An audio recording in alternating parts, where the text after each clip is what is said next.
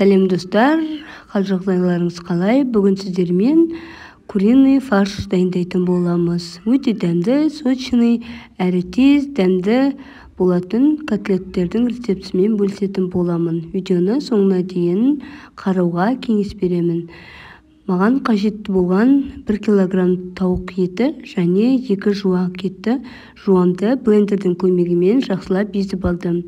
Одан кейін осылай мен алдын ала 2 штук, яғни нанымды осылай суға салып, енді жұмсаған соң осылай бойындағы суын сығып алып, фаршыма қосып жатырмын.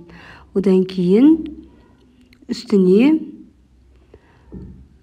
көз мөлшерінде тұз саламыз, одан кейін қарабаш саламыз.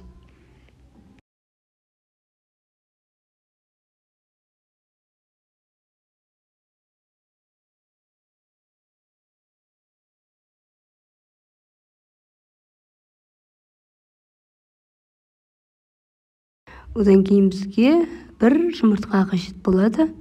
Жұмыртқамызды салып, фаршымызды жақсылап тұрып, лопатканың көмегімен алдын ала араластырып аламыз. Одан кейін қолымызбен әдемі котлеттер дайындайтын боламыз. Әркім өзінің қалауы бойынша формада дайындаса болады.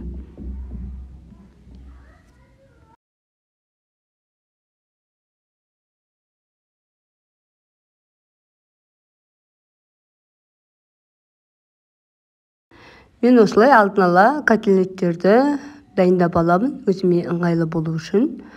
Одан кейін котлеттерді ұнға былғап, майға қуырып аламын.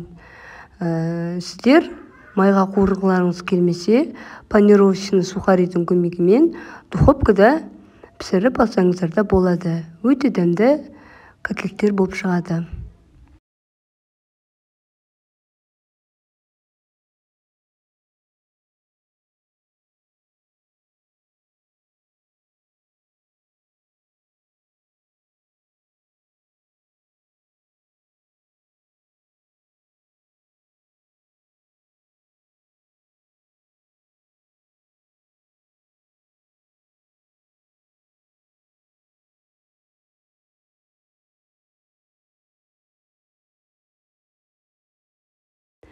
Мен әрқашан малдың майын пайдаланамын.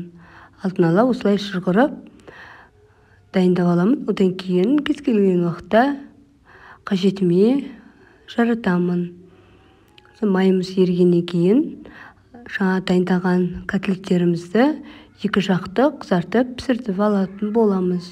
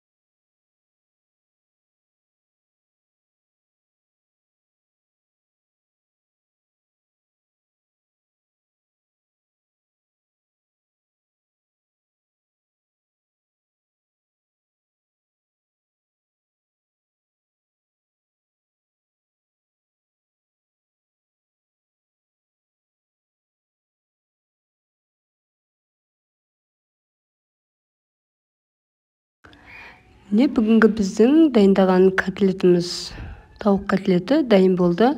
Мен қасына Картоптан пюре дайындадым. Сіздер өздеріңіз қалауыңыз бойынша әртүрлі гарнир жасасаңыздар болады.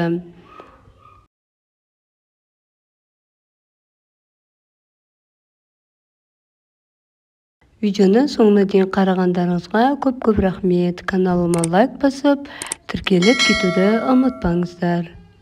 Астарыңыз дәмді болсын. Бүгін сіздермен болғанмен Айдана. Сау болыңыздар.